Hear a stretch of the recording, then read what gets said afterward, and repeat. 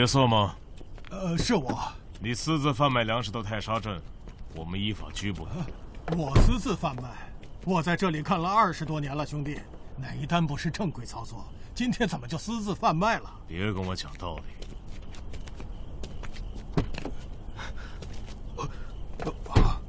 我也是有人，我做的每一单都是在合法的范围内。别啰嗦，带走。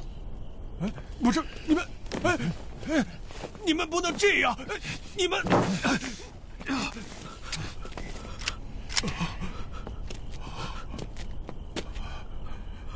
别让我家人挨饿！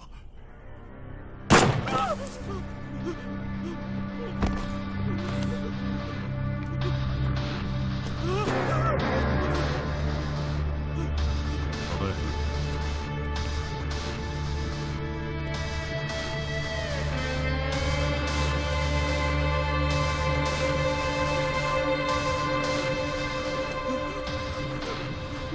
咋还没来呀？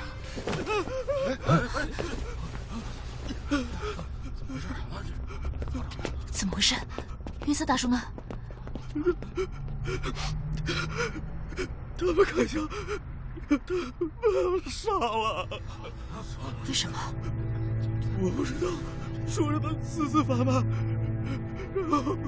别着急，慢慢说，到底怎么回事？他们想抢粮食，这些粮食都是约瑟自己掏钱买的，捐到泰沙镇的。泰沙镇是约瑟的老家，他的父母妻儿都在那儿。就是说，约瑟自己花钱买了粮食，送给泰沙镇。是的。